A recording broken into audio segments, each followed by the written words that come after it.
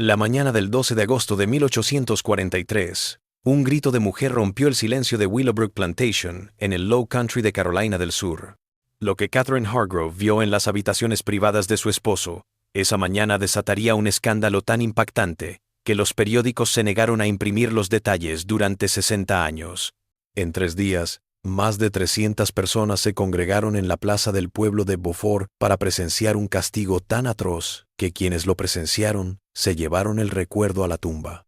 El condado selló todos los archivos hasta 1923, y cuando los historiadores finalmente abrieron los archivos, la verdad era más oscura de lo que nadie imaginaba. No se trataba solo de una traición, se trataba de la destrucción completa del alma de un hombre, orquestada por la única persona que sabía exactamente cómo utilizar la rabia de toda una comunidad como arma. Antes de que continuemos con la historia de Willowbrook Plantation y el escándalo que destruyó a la familia Hargrove, necesito que hagas algo. Si esta historia ya te está dando escalofríos, suscríbete ahora mismo. Descubrimos las historias verdaderas más oscuras del pasado de Estados Unidos, aquellas deliberadamente ocultas a la historia. Dinos en los comentarios desde qué estado nos escuchas. ¿Estás cerca de donde se desarrolló esta pesadilla? Dale a suscribirse, porque lo que viene es mucho peor. Ahora, acompáñame atrás en el tiempo, a 1843, a un mundo donde la reputación lo era todo, y perderla significaba perder la vida. Beaufort, Carolina del Sur, a principios de la década de 1840, fue construida sobre contradicciones. Musgo español colgaba de robles centenarios como sudarios fúnebres, hermoso y sofocante. El aire olía a marisma salada y a flores de magnolia, una dulzura que no podía enmascarar la decadencia subyacente. Aquí era donde las fortunas se levantaban de campos trabajados por manos esclavas, donde las mansiones de columnas blancas competían por la exhibición más impresionante de riqueza y poder. Los Hargrove eran la familia más importante de esta sociedad. Edmund Hargrove, de 35 años en 1843, había heredado Willowbrook Plantation de su padre 7 años antes, 3,000 acres de tierra de primera. Una mansión de estilo neogriego terminada en 1838, candelabros de cristal de Francia y pisos de pino con las juntas tan perfectamente unidas que las costuras eran invisibles. Edmund era exactamente lo que un caballero de Carolina del Sur debía ser. Alto, moreno, de hombros anchos por años de montar. Vestía impecablemente, hablaba con la cadencia mesurada del dinero antiguo, servía en el consejo de la ciudad y ocupaba el puesto de diácono de la iglesia.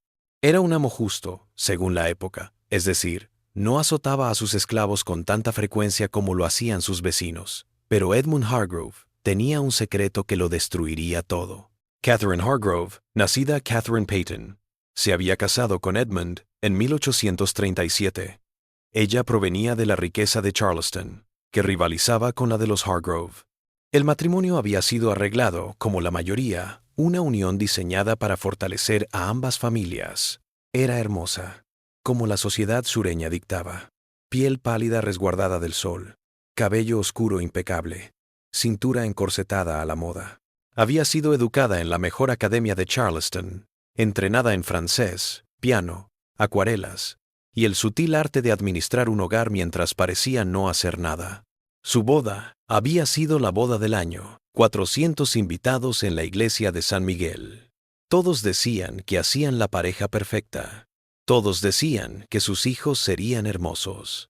Pero 6 años después de casados, no había hijos. Esto se susurraba en los salones, siempre con esa mezcla de lástima y juicio que la sociedad reservaba para las mujeres que fallaban en su deber principal. Catherine sintió el peso de esos susurros. Vio la decepción apenas disimulada en el rostro de la madre de Edmund. Sabía que su valor disminuía con cada año que pasaba. Lo que Catherine no entendía completamente era por qué no había niños. ¿Por qué Edmund venía tan raramente a su cama? ¿Por qué parecía distante, con la mente en otro lugar, incluso cuando su cuerpo estaba presente? La verdad residía en las habitaciones traseras de la casa principal. La verdad tenía nombres: Marcus, Samuel y Daniel. Marcus tenía 24 años, hijo del jefe de cocina de la plantación de piel clara. rasgos que sugerían sangre mixta de la que nadie hablaba. Había servido en la casa principal desde que tenía 15 años, primero como lacayo, luego como ayuda de cámara personal de Edmund. Era inteligente, capaz de anticipar necesidades antes de que se hablaran, moviéndose por la casa como una sombra. Samuel tenía 26 años, más oscuro que Marcus, musculoso por el trabajo en los establos, sus manos tan hábiles con caballos como con cuero. Tenía una dignidad tranquila, una fuerza interior que la esclavitud no podía romper del todo. Edmund lo había notado 3 años atrás y había empezado a buscar excusas para ir a los establos con mayor frecuencia. Daniel tenía 21 años, carpintero de la casa, experto en la fina carpintería que la plantación necesitaba. Era pequeño, delicado, de largos dedos y ojo de artista. Apenas abría la boca, su voz era tenue, reservada. Había aprendido rápido que la invisibilidad era supervivencia. Edmund había sido cauteloso.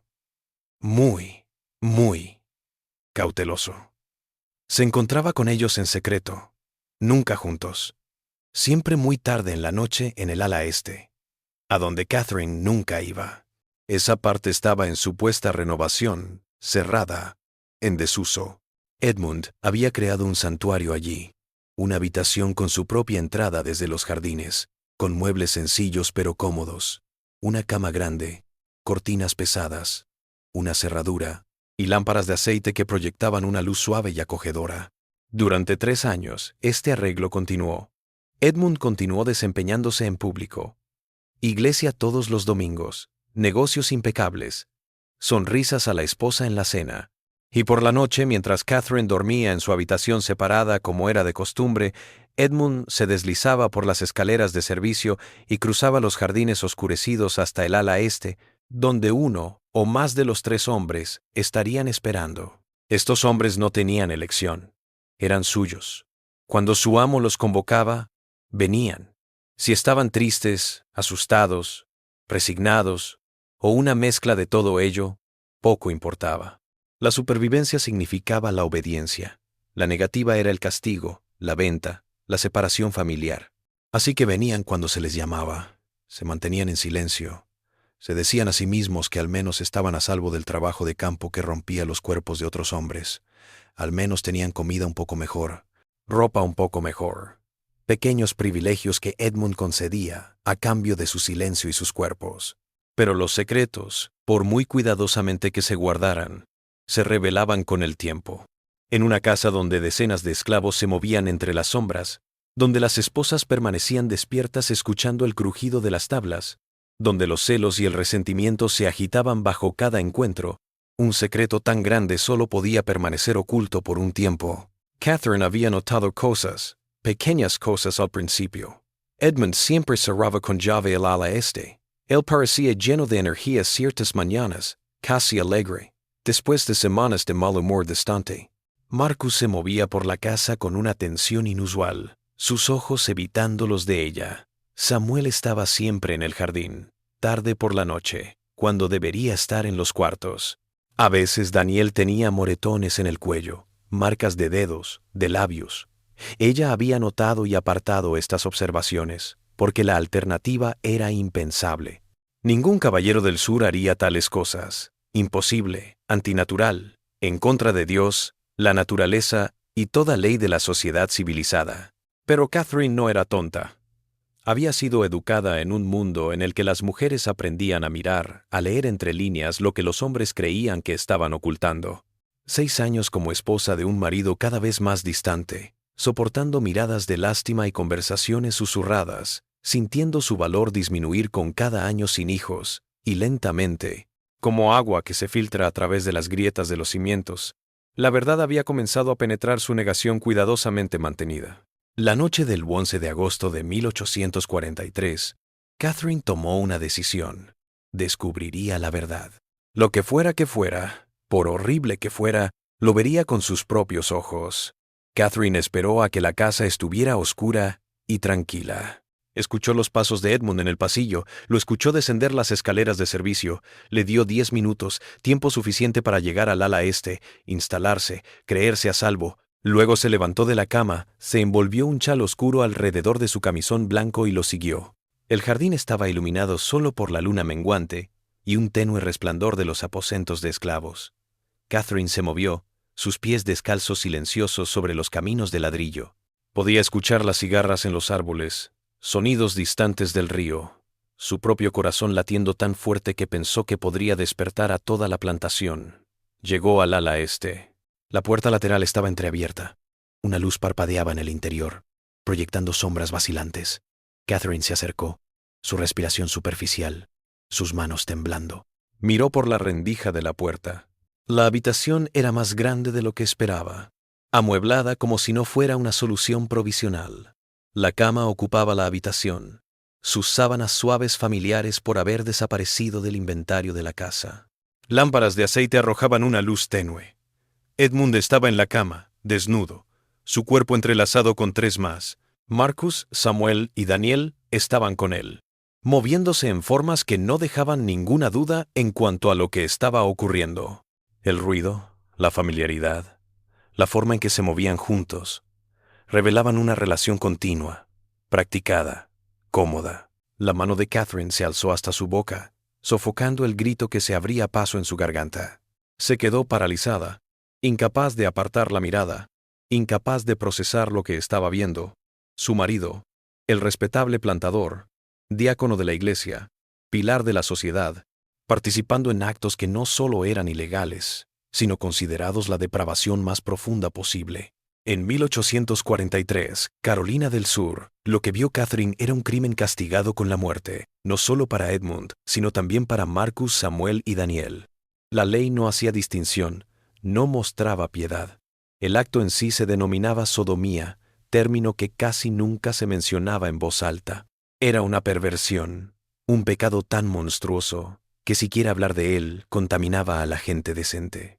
Catherine miró, tal vez 30 segundos, pero pareció una eternidad. Vio a Edmund besar a Marcus, con una ternura que nunca había conocido en su matrimonio. Vio las manos de Samuel vagar por la espalda de Edmund con evidente familiaridad. Vio a Daniel susurrar algo que hizo reír a Edmund, una risa real, sin reservas, que no había escuchado en años. Aquel día, al observar a su esposo reaccionar con más emoción y deseo genuino, ante 3 hombres esclavizados de lo que jamás lo había hecho con ella, algo frío y duro se cristalizó en el pecho de Catherine. No solo traición, aunque eso estaba ahí. No solo humillación, aunque eso también lo sintió. Lo que sintió fue furia, rabia pura, concentrada, calculada. Había entregado a este hombre 6 años de su vida, soportado susurros y juicios, se había rebajado tratando de ser la esposa perfecta. Y mientras tanto, él había estado aquí, en esta habitación, con estos hombres, viviendo su vida verdadera, mientras ella vivía una mentira. Catherine se apartó de la puerta, su mente ya acelerada. Volvió a casa, subió las escaleras a su habitación y se sentó en su escritorio. Sus manos estaban firmes ahora, su respiración controlada. Encendió una vela y sacó papel. Empezó 3 cartas, una para la madre de Edmund, una para el sheriff Charles Dunor y una para el propio Edmund. En cada una, describió lo que había presenciado, sin escatimar detalles necesarios para transmitir el horror completo. Selló las 3 cartas y fue hasta la puerta de Edmund y deslizó su carta por debajo. Regresó a su habitación y se tumbó en la cama, vestida, esperando el amanecer. Edmund halló la misiva al amanecer. La tomó, rompió el sello, leyó. El color se drenó de su rostro. Sus manos comenzaron a temblar. Leyó 3 veces, como si la repetición pudiera cambiar las palabras. Catherine lo había visto. Ella lo sabía todo. Y ya había escrito al sheriff y a su madre. El primer impulso de Edmund fue el pánico. Correr, montar, ir al norte, desaparecer. Pero, ¿a dónde iría? Era un plantador cuya identidad entera estaba ligada a esta tierra. No tenía habilidades más allá de administrar mano de obra esclava y mantener su posición social. Sin Willowbrook, sin el nombre de Hargrove, no era nadie. Su primer instinto fue la negación. Tal vez podría convencer a Catherine de que había oído mal, pero incluso mientras los pensaba, sabía que eran desesperados, tontos. Catherine, Había proporcionado detalles que confirmaban que había visto lo que decía. Su tercer instinto fue la furia. ¿Cómo se atrevía a amenazarlo? Pero esa rabia murió pronto, porque Edmund sabía la verdad. La había traicionado. Había vivido una mentira. Y en el estricto mundo moral del sur anterior a la guerra, eso era imperdonable. Caminó hasta la habitación de Catherine y llamó. No hubo respuesta. Probó el picaporte, cerrado con llave. Llamó de nuevo, más fuerte. Catherine, debemos hablar, por favor. Su voz llegó a través de la puerta, calmada, helada. No hay nada que discutir, Edmund. Las cartas están enviadas. El sheriff Dunore estará aquí en 1 hora. Su madre después. Le sugiero que utilice el tiempo que le queda para hacer las paces con Dios, ya que no tendrá paz en este mundo. Edmund apoyó la frente en la puerta. Catherine, puedo explicar. Relatar cómo se ha profanado durante 3 años a sí mismo y a sus esclavos. Explicar cómo se ha burlado de nuestro matrimonio, de nuestro nombre. No hay excusa, Edmund, usted es un sodomita. Eso es lo que es. Eso es todo lo que es. Y todos lo sabrán al atardecer. El sheriff Dunore llegó a las 7:30 con 2 ayudantes. Catherine los recibió en la puerta, todavía en su ropa de dormir y su chal. Los invitó a entrar, les ofreció café y les explicó la situación con el tono tranquilo y mesurado de una mujer que informa de una disputa de propiedad. El sheriff era un hombre corpulento, de 60 años, barba gris, ojo que había visto toda clase de maldad. Conocía a Edmund desde que era un niño. Había firmado la licencia de matrimonio. Había sido invitado a las fiestas de Navidad. Mientras escuchaba a Catherine relatar lo que vio, mientras leía su declaración jurada, su rostro se oscureció con una traición indignada, la determinación helada de un hombre que conocía lo que la ley exigía. Estos son cargos graves, señora Hargrove. Los más serios que un hombre puede enfrentar en este estado. Lo sé, sheriff. Por eso llamé de inmediato. Mi esposo está en su estudio. Los 3 esclavos que están conmigo están en las habitaciones. Quiero que los detengan a todos. Quiero que esto se trate con todo el peso de la ley. El sheriff asintió lentamente. ¿Dónde ocurrió este incidente? El ala este. Hay una habitación amueblada para ello. Todo estará tal como lo describí. El sheriff Dunore hizo un gesto a sus hombres. Se desplazaron por la casa, con Catherine al frente. Ella les enseñó el ala este, la puerta lateral, la habitación. La cama aún estaba deshecha, las lámparas aún encendidas. Las pruebas estaban por todas partes, innegables. La mandíbula del sheriff se tensó. Esto era un crimen no solo legal, sino contra todo el orden social. Edmund Hargrove era el hombre más rico del condado, un hombre respetado, un hombre de la comunidad. Y ahora debía ser destruido, pública y totalmente, porque la alternativa era dejar semejante conducta impune y socavar los cimientos de su sociedad. «Arrestad al señor Hargrove», dijo el sheriff a sus hombres. «Llevad a ese a la prisión del pueblo, e id a los aposentos y apresad a los 3 esclavos, Marcos, Samuel y Daniel». Los ayudantes se dirigieron al estudio. Edmund no se opuso. Se levantó cuando entraron, dejó su copa, extendió sus muñecas para los grilletes. Su rostro estaba en blanco, sin expresión. Miró a Catherine una vez mientras se lo llevaban por el pasillo. Ella le sostuvo la mirada, sin inmutarse. «Espero que te des cuenta de lo que has hecho», dijo Edmund en voz baja. «Esto te matará tanto como a mí». Catherine sonrió, una sonrisa fría, horrible. «Sé exactamente lo que he hecho. Te he mostrado por lo que eres. Voy a superarlo, Edmund. Volveré a Charleston, a mi familia. Seré la esposa ultrajada, la víctima inocente de tu perversidad. Pero tú serás nada. Solo un nombre que la gente susurra, un cuento con moraleja, una advertencia contra el vicio antinatural». Edmund se quedó callado. Los asistentes lo sacaron a una carreta que esperaba.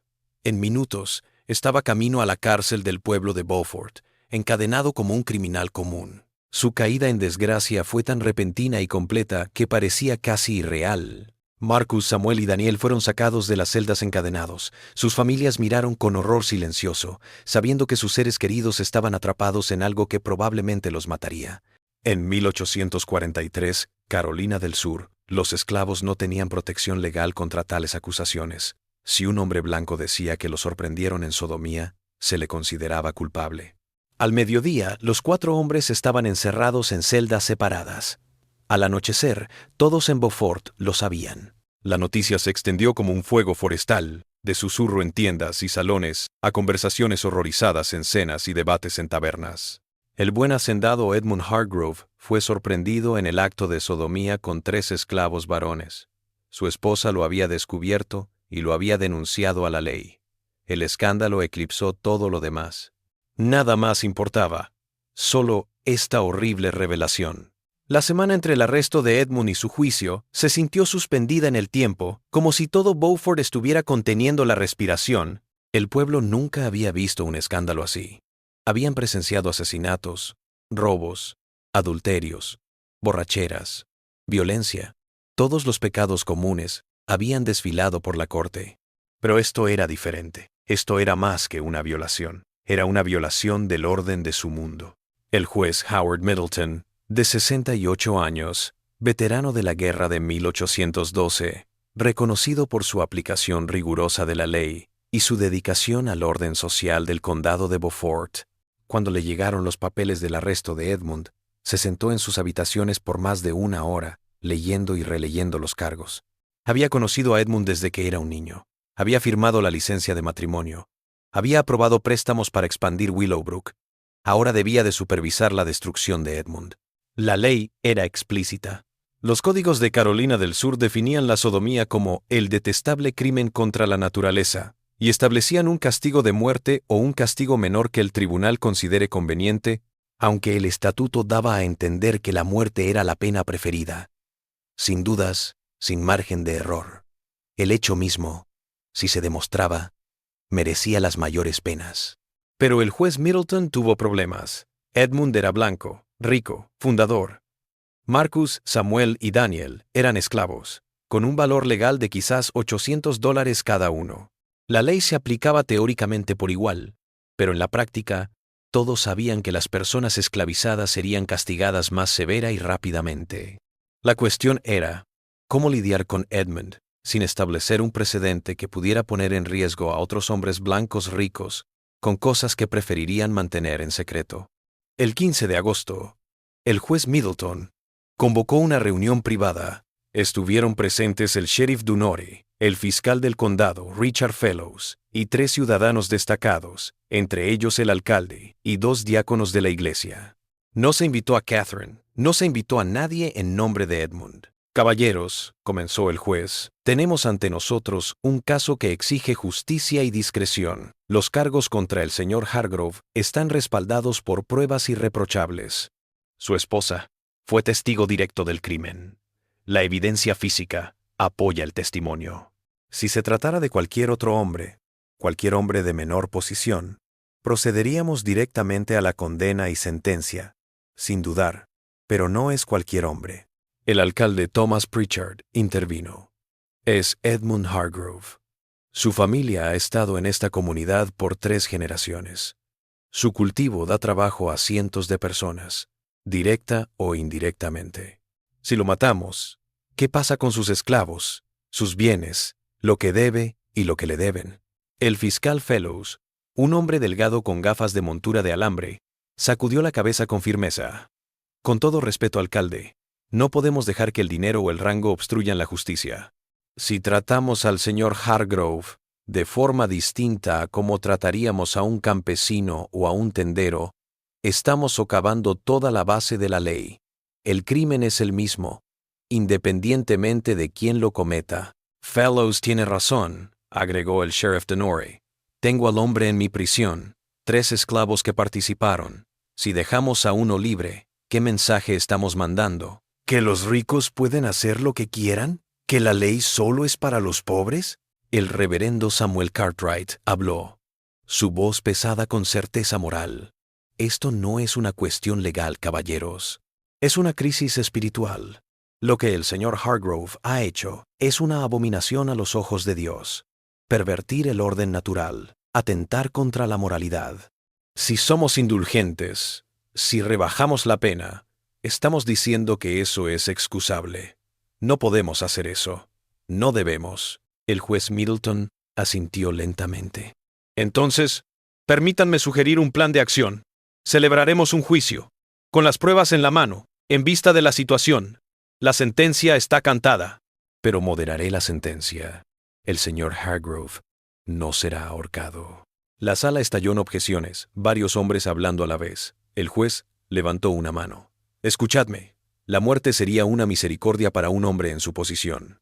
Un funeral express, ataúd cerrado, entierro privado. Su familia podría llorar y seguir adelante. No, y lo que voy a hacer es peor que la muerte. Un castigo público tan cruel que Edmund Hargrove va a desear que lo hubiéramos colgado. Destrozarlo en todos los sentidos. En lo físico, en lo mental, en lo reputacional, en lo que es, en lo que era. Haced que todo el pueblo lo vea, para que sepan lo que les acontece a los hombres que cometen este delito. ¿Qué forma de castigo?, preguntó el fiscal. El rostro del juez Middleton era gélido, calculador, la picota y el poste de azotes en la plaza del pueblo, pero no por 1 o 2 horas, sino por 3 días completos. En la picota desde el amanecer hasta el anochecer. Al sol, al viento, a los insectos, al escarnio y la maldición de todo el que pase. Y al mediodía, cada día un flagelo público. No lo suficiente como para matarlo, pero sí para dejarle cicatrices de por vida. Suficiente para que por el resto de su vida lleve las cicatrices de la vergüenza en su cuerpo. La habitación se quedó en silencio. Incluso los hombres más insistentes en un castigo severo parecían desconcertados por la brutalidad de la propuesta. ¿Y los esclavos?, preguntó el reverendo Cartwright en voz baja. Serán colgados, dijo el juez sin vacilar. Son propiedad que corrompió a su amo. Lo arrastraron a la perversión. Serán ejemplos de lo que ocurre cuando los esclavos se salen de su lugar. Las ejecuciones tendrán lugar un día antes del castigo del señor Hargrove, para que sepa lo que sus acciones les han costado. Preguntó el sheriff Dunore, frunciendo el ceño. Eso no es justo, su señoría. Todos los informes indican que Hargrove inició estas relaciones. Los esclavos no tenían elección, no podían desobedecer a su amo. La justicia y la necesidad no siempre van de la mano, sheriff. La ley manda que todos los sodomitas sean castigados, pero sobre todo, los blancos deben ver restaurado el orden natural. Los hombres blancos caen, pero caen desde muy alto. Los esclavos que participan en tales actos deben ser eliminados por completo. Es cruel, pero es la única forma de tener el control. Los hombres se miraron entre sí. Lentamente, a regañadientes, asintieron con la cabeza.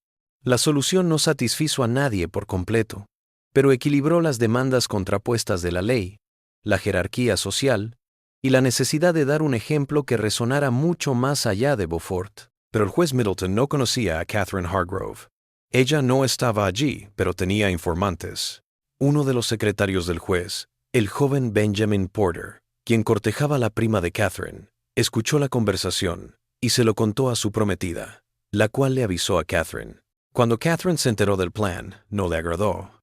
Había deseado que Edmund fuera destruido, pero no había pensado que Marcus, Samuel y Daniel serían asesinados. Pero, a pesar de su furia, comprendió que estos 3 hombres habían estado atrapados en una situación imposible. Eran suyos. No tenían opción. Debían seguir las órdenes de un amo. Ejecutarlos por la depravación de Edmund parecía un error judicial, incluso para los retorcidos estándares de la sociedad esclavista. Pero Catherine también comprendió algo más.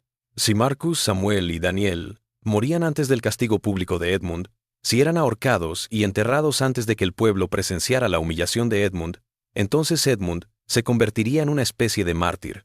La gente susurraría que había amado a sus esclavos, que se había sacrificado por ellos, que había algo trágico y romántico en su caída. Catherine no iba a permitir esa historia. Envió un mensaje al juez Middleton solicitando una reunión privada. Él asintió, intrigado por lo que la mujer en el centro del escándalo podría desear. Se reunieron en sus aposentos 2 días antes del juicio. Catherine se vistió de negro de pies a cabeza, aunque nadie había muerto. Una declaración intencional, una representación visual de la muerte de su matrimonio, sus sueños, su futuro. Se sentó ante el juez, erguida, las manos cruzadas, el rostro sereno. Su señoría, he oído hablar de su sentencia prevista para mi marido y los 3 esclavos involucrados en su crimen. El juez levantó una ceja. Esa fue una conversación privada, señora Hargrove. ¿Cómo lo supo? En un pueblo así, su señoría, poco queda en secreto por mucho tiempo. Pero no estoy aquí para cuestionar su autoridad o juicio. Vengo a pedir un favor. Hable, pues. Solicito que el castigo de los 4 hombres ocurra simultáneamente. Que Marcus, Samuel y Daniel no sean ahorcados por separado, sino que estén presentes durante los 3 días de Edmund, en la picota y el poste de azotes. Que sean obligados a observar lo que le sucede al hombre que los usó, y que Edmund sea obligado a observar sus ejecuciones en el día final, después de que su castigo haya terminado. El juez se reclinó, estudiándola. Eso es notablemente cruel, señora Hargrove, incluso para una esposa agraviada. Mi esposo no tuvo piedad, su señoría. No respetó nuestro matrimonio. No respetó la ley de Dios. ¿Por qué habría de tener piedad de ti ahora? ¿Por qué habría de concedérsele el privilegio de ser castigado en soledad, donde puede victimizarse? Dejadle ver lo que sus deseos han causado. Dejadle que vea morir a esos 3 hombres, que murieron en la horca por sus crímenes. Dejad a todo el pueblo ver el cuadro completo de su depravación y sus consecuencias. El juez Middleton permaneció en silencio por un largo momento. Luego asintió lentamente. Su solicitud está concedida. Modificaré la sentencia en consecuencia. El juicio es en 3 días. La pena se aplicará al día siguiente del veredicto. Será tal como lo dijo. Catherine se puso de pie, alisó sus faldas negras y ofreció al juez una pequeña sonrisa fría. Gracias, su señoría. La justicia debe ser íntegra. Hay que contar toda la historia. Nada debe ser ocultado. El juicio comenzó el 18 de agosto de 1843. La sala del tribunal estaba abarrotada. La gente se paraba en los pasillos, se agolpaba en las puertas, se apretaba contra las ventanas, tratando de escuchar cada palabra. Esto no era solo un juicio. Era el evento social de la década, un espectáculo que sería discutido y debatido durante años. Edmund fue traído encadenado. No se había podido cambiar desde su detención. Su camisa, antes elegante, ahora sucia y arrugada. Su cara demacrada, sus ojos hundidos. Era como un hombre muerto por dentro, que seguía los pasos de la vida porque no le quedaba más remedio. Marcus, Samuel y Daniel fueron conducidos individualmente, también encadenados, y obligados a permanecer de pie en una esquina de la sala del tribunal, custodiados por alguaciles armados. Sus rostros mostraban diferentes emociones. Marcus estaba resignado, casi tranquilo, como si hubiera aceptado su destino. La mandíbula de Samuel estaba tensa, sus ojos furiosos en silencio. Daniel estaba temblando, las lágrimas cayendo silenciosamente por su rostro. El juez Middleton se sentó. El fiscal se levantó y presentó los cargos. Luego Catherine fue llamada a testificar. Caminó hasta el estrado de los testigos con la cabeza en alto. Vestía de gris oscuro ahora, todavía colores de luto, pero ligeramente menos severos. Puso su mano sobre la Biblia, juró decir la verdad. Luego, con voz clara y firme, describió con detalle exacto lo que había presenciado la mañana del 12 de agosto. La sala del tribunal estaba en silencio mientras ella hablaba. Los hombres se movían incómodos. Las mujeres se abanicaban. Si era por el calor o por el shock, era imposible de decir. Cada palabra de Catherine era un martillazo, destrozando la reputación, la dignidad, la humanidad de Edmund. Cuando terminó, el fiscal preguntó: «Señora Hargrove, ¿existe alguna posibilidad de que usted haya entendido mal lo que vio?» «No, señor. Ninguna posibilidad de malentendido. Lo que presencié fue claro, inconfundible y deliberado. Mi marido estaba sodomizando a 3 esclavos varones. No fue coaccionado, ni confundido. Estaba sirviendo voluntaria y entusiastamente en obras que violaban toda ley de Dios y del hombre». El abogado defensor, el joven William Crawford, quien había sido asignado al caso de Edmund y claramente no quería estar allí, se puso en pie para el contrainterrogatorio. «Señora Hargrove, ¿es posible que el comportamiento de su marido fuera el resultado de una locura temporal que no estuviera en su sano juicio?» Los ojos de Catherine se entrecerraron. Mi marido ha estado involucrado en este comportamiento durante al menos 3 años, señor Crawford. Eso no es locura temporal. Eso es una decisión consciente. Eso es lo que él es. Crawford hizo algunas preguntas más, pero cada una de ellas solo empeoró las cosas para Edmund. Finalmente se sentó, derrotado. No había defensa posible. La evidencia era abrumadora. El testigo inquebrantable. A Edmund se le preguntó si deseaba testificar. Sacudió la cabeza. ¿Qué puedo decir? Y era cierto. Marcus, Samuel y Daniel no pudieron testificar. Los esclavos no podían testificar en los tribunales, excepto en casos restringidos, y este no era uno de ellos. Su culpabilidad se supuso en base al testimonio de Catherine y la evidencia física. No tenían voz, ni oportunidad de explicar o defenderse. Solo se quedaron en la esquina, esperando el veredicto inevitable. El juez Middleton se dirigió al jurado, aunque todos conocían el veredicto de antemano. Caballeros del jurado, han escuchado el testimonio, han visto la evidencia. La ley es explícita en este respecto. La sodomía es un crimen atroz, una perversión que corroe la moral de nuestra sociedad. Ahora deben determinar si los acusados son culpables de este crimen.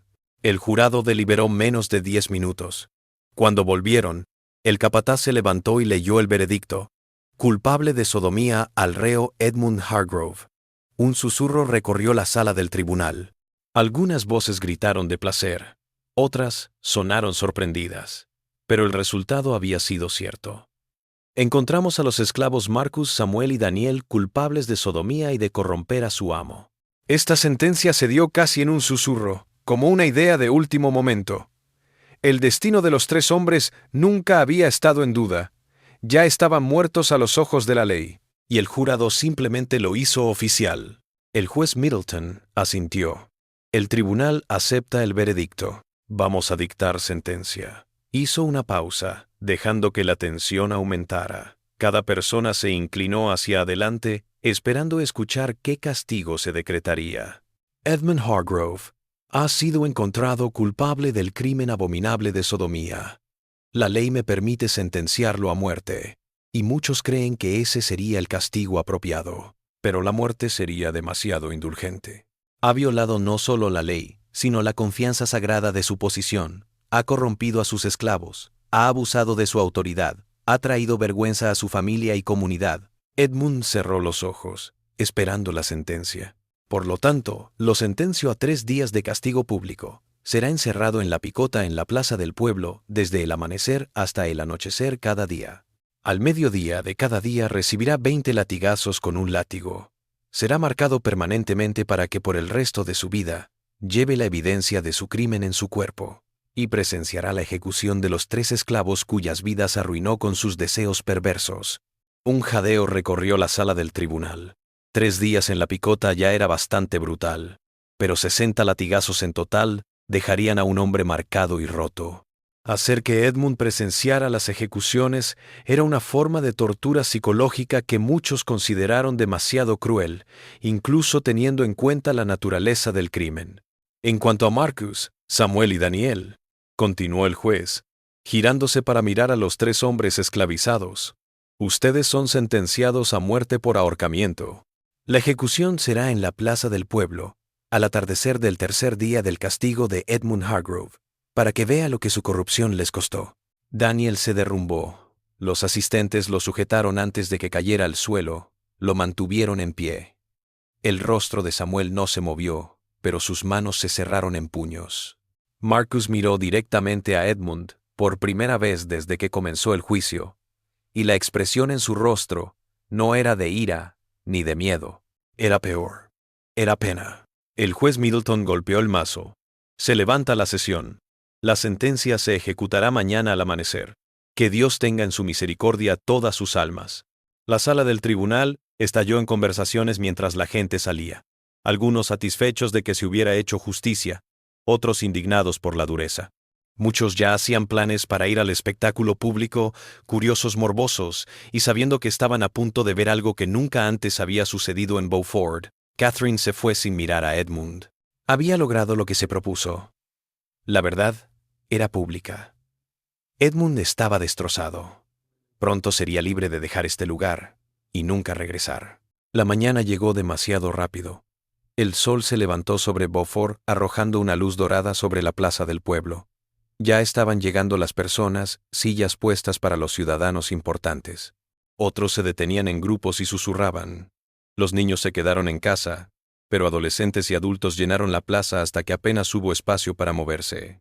En el centro, se alzaba la picota, un marco de madera con agujeros para la cabeza y las manos, y a su lado, el poste de azotes, un grueso poste de madera con anillos de hierro para asegurar al condenado. Ambos habían sido repintados, como si alguien quisiera que lucieran lo mejor posible para este momento histórico. Al amanecer, Edmund fue sacado de la cárcel. Solo llevaba pantalones, el torso desnudo, los pies descalzos, las manos atadas a la espalda. Los ayudantes lo llevaron a la picota y lo encerraron en posición, la cabeza y las manos aseguradas, el cuerpo inclinado hacia adelante, completamente inmovilizado. El sol de la mañana ya estaba caliente. En 1 hora, Edmund estaba sudando. En 2 horas, las moscas lo habían encontrado. En 3 horas, su espalda ardía por la exposición al sol, y sus piernas temblaban por el esfuerzo de permanecer en una posición, y la gente miraba. Algunos se burlaban y gritaban insultos, otros solo observaban. Pocos sintieron lástima, pero se la guardaron para sí, sabiendo que expresar simpatía por un sodomita traería sospechas sobre su propio carácter. Catherine llegó a media mañana, trayendo consigo a 2 primas de Charleston que habían venido a apoyarla. Se paró a cierta distancia de la picota, no lo suficientemente cerca para hablar con Edmund, pero lo suficientemente cerca como para que él pudiera verla si levantaba la vista. Quería que supiera que ella estaba allí, viendo su humillación, asegurándose de que fuera completa. Marcus, Samuel y Daniel habían sido sacados de la cárcel y obligados a pararse al borde de la plaza, encadenados juntos, custodiados por ayudantes. Observaron el castigo de Edmund con reacciones variadas. Marcus mantuvo su expresión neutral, sin mostrar nada. Samuel observó con satisfacción sombría cómo el hombre que lo había explotado ahora padecía.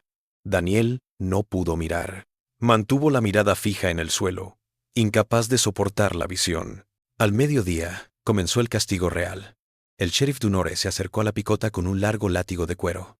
La multitud se quedó en silencio, todos los ojos fijos en la escena a punto de desarrollarse. Edmund Hargrove, dijo el sheriff en voz alta para que todos lo oyeran, condenado a 20 lashes. Que este castigo sirva como un recordatorio de las consecuencias de su crimen y como una advertencia para cualquier otro hombre que pueda ser tentado a seguir su camino. El cuerpo de Edmund se tensó. Lo habían azotado una vez cuando era niño, unos pocos golpes por travesuras infantiles, pero eso no había sido nada comparado con lo que venía. Intentó prepararse, pero no había forma de prepararse para esto. El primer latigazo llegó sin previo aviso. La tira de cuero hendió la espalda desnuda de Edmund con un latigazo que resonó en la plaza. Edmund jadeó, pero no gritó. Una línea roja se formó en su piel. El segundo azote vino, y el tercero. Para el quinto latigazo, Edmund gemía con cada golpe. Para el 10º, estaba gritando, perdiendo el control. Para el 15º, estaba sollozando, su cuerpo temblando con cada impacto.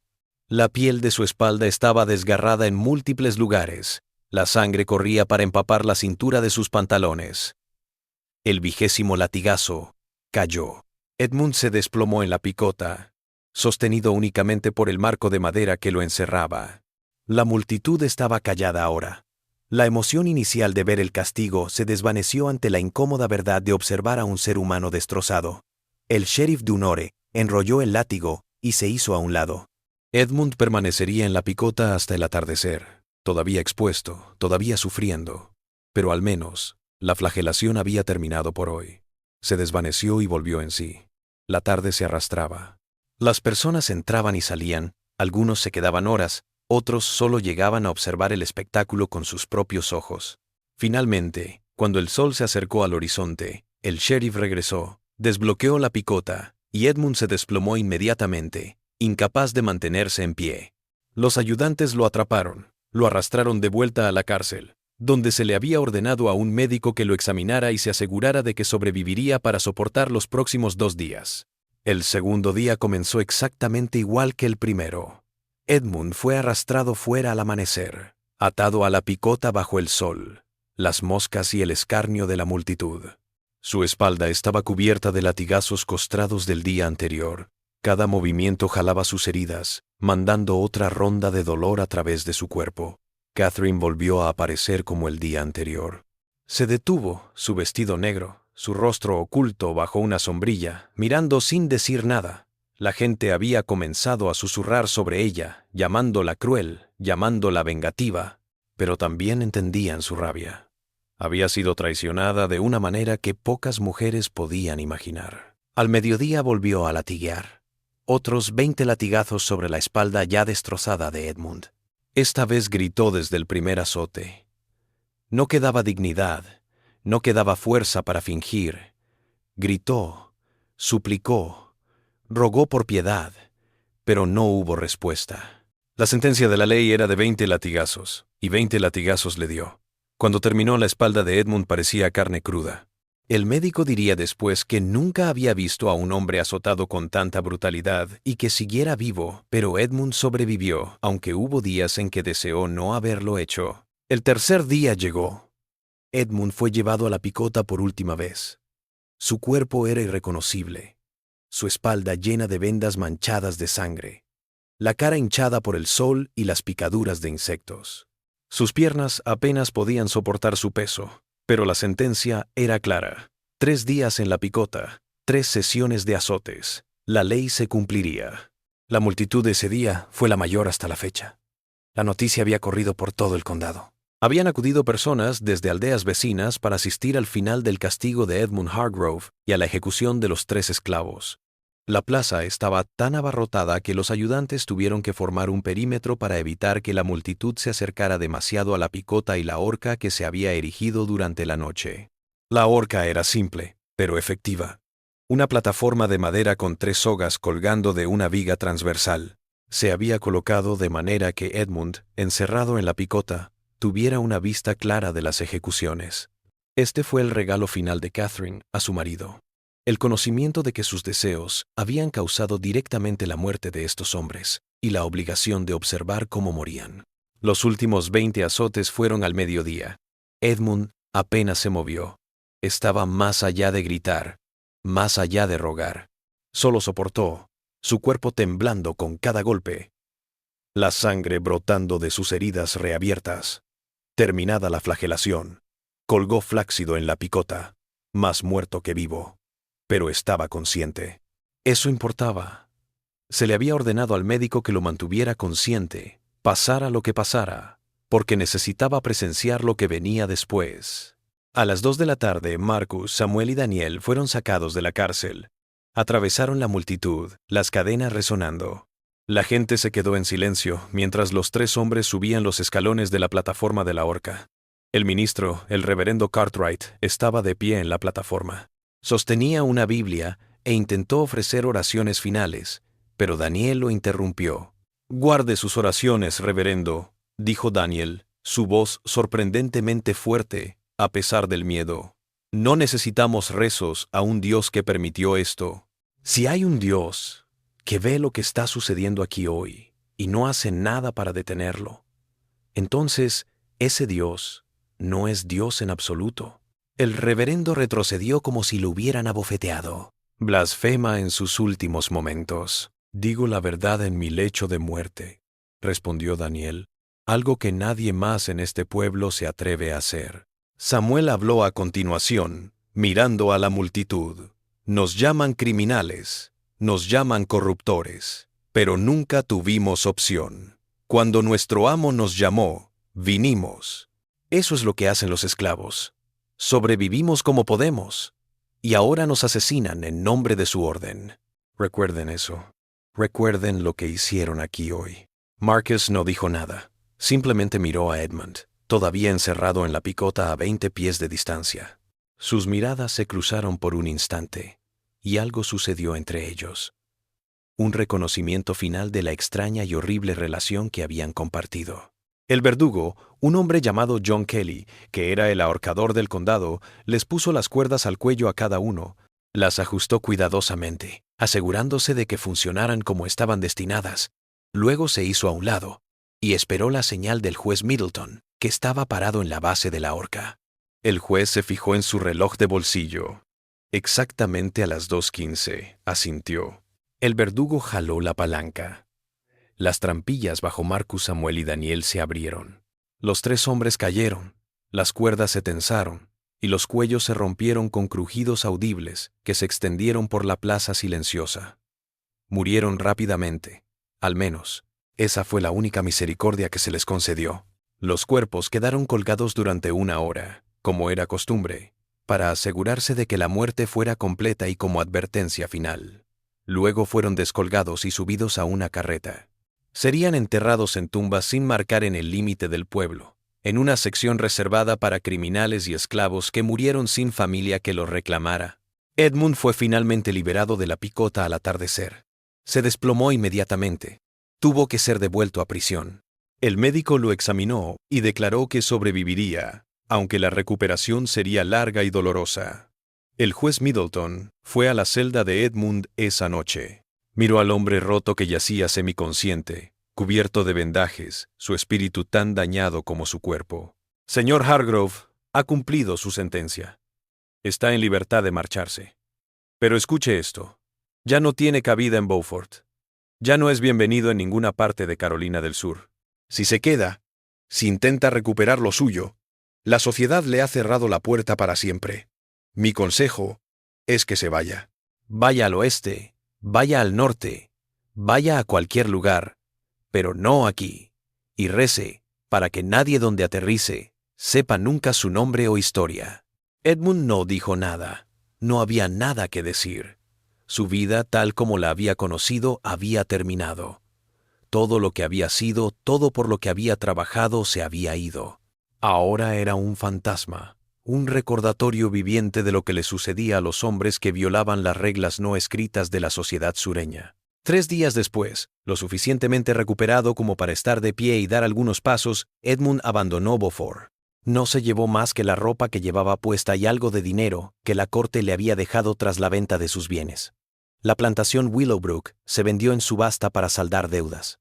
Las personas esclavizadas, incluida la esposa de Marcus, Rachel, se vendieron por separado a varios compradores de toda la región. La casa fue comprada por una familia de Charleston, que la rebautizó y trató de borrar toda conexión con el nombre Hargrove.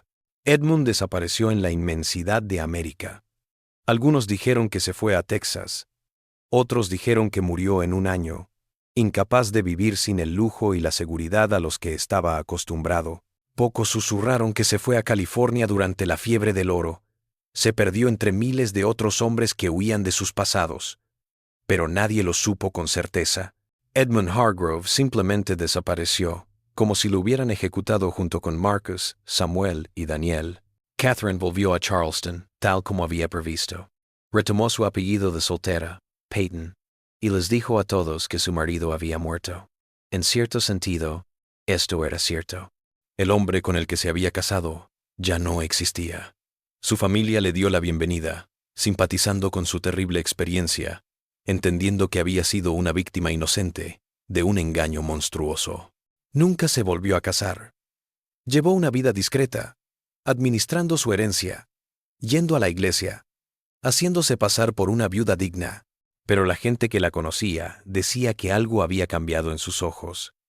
Algo duro y frío que no había estado allí antes. Había destrozado a su marido y en el proceso, tal vez se había roto a sí misma también. Pasaron los años. El escándalo de Willowbrook Plantation se desvaneció de la memoria inmediata, pero siguió siendo una historia con moraleja que se contaba a los jóvenes sobre los peligros del vicio antinatural. Los documentos del condado permanecieron sellados, tal como el juez Middleton había ordenado, salvaguardando el honor de las familias implicadas. Pero en 1897, 54 años después de que ocurrieran los hechos, sucedió algo inesperado. Un joven historiador llamado Thomas Bradford, que estaba haciendo una tesis doctoral sobre el Sur Antebellum de Carolina del Sur, pidió ver los registros cerrados del condado.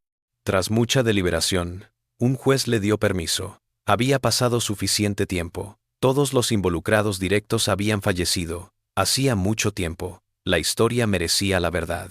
Bradford pasó 3 meses leyendo los documentos, transcripciones del juicio, el testimonio de Catherine, cartas entre el juez y varios funcionarios, relatos de testigos presenciales del castigo y las ejecuciones, informes médicos sobre la condición de Edmund, registros financieros de la venta de la plantación.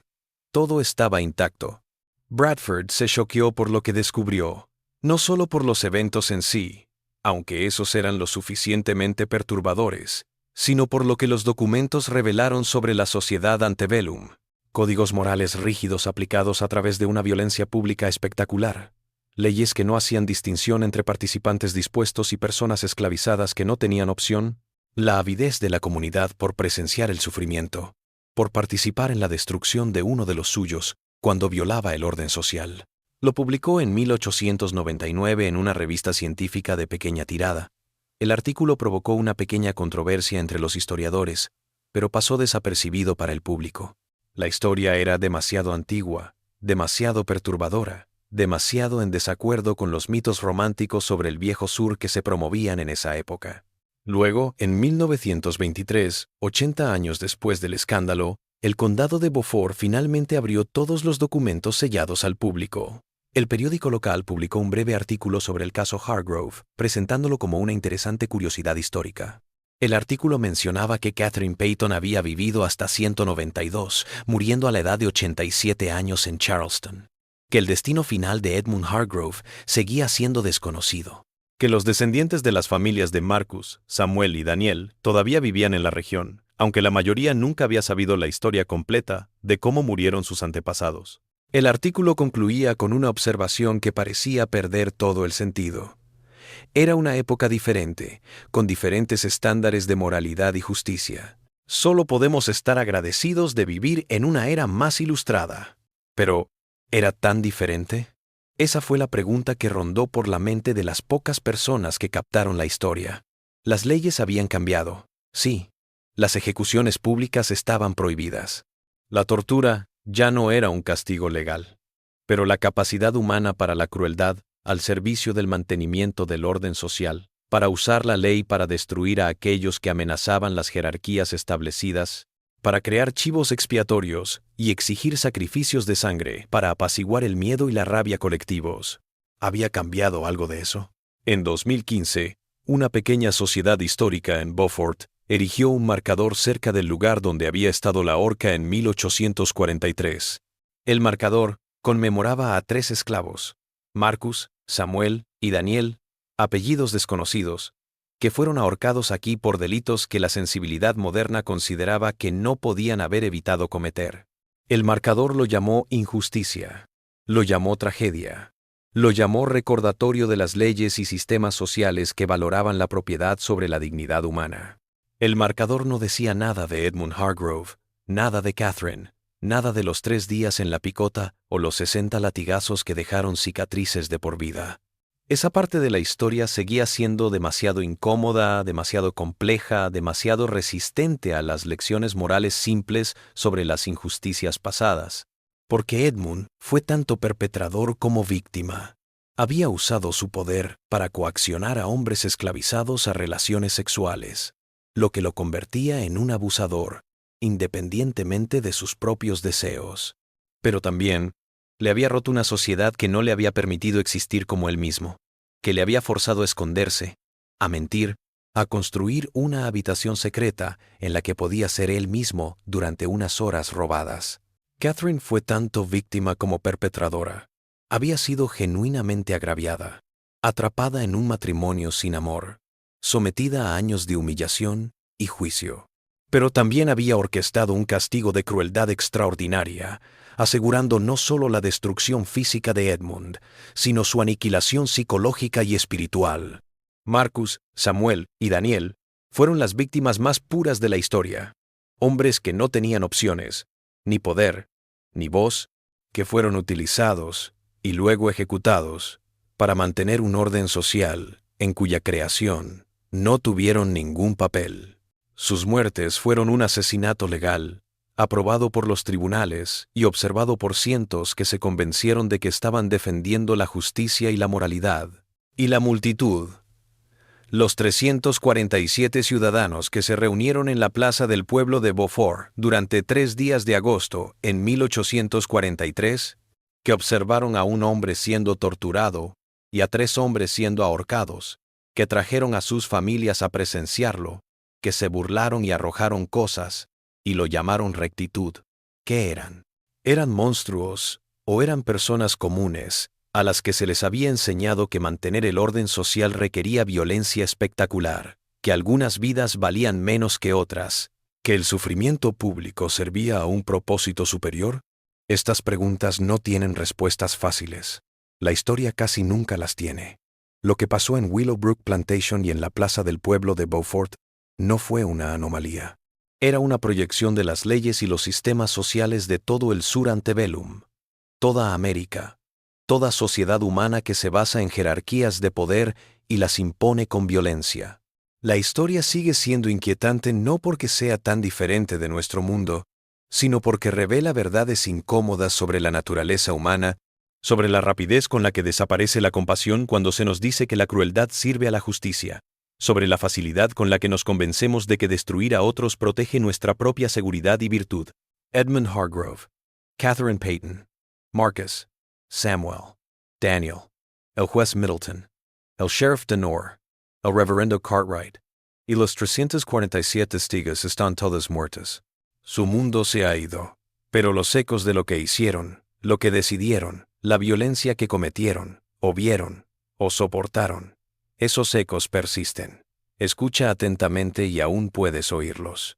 ¿Qué te pareció esta historia? ¿Crees que todo fue revelado? ¿O todavía hay secretos enterrados en el pasado de Beaufort? Comenta abajo. Si te gustó esta historia negra de la historia de Estados Unidos y quieres más como esta, suscríbete a Liturgy of Fear. Dale a la campana de notificación y comparte con alguien a quien le gusten los misterios históricos. Nos vemos en el próximo video, donde descubriremos otra pesadilla olvidada del pasado de América.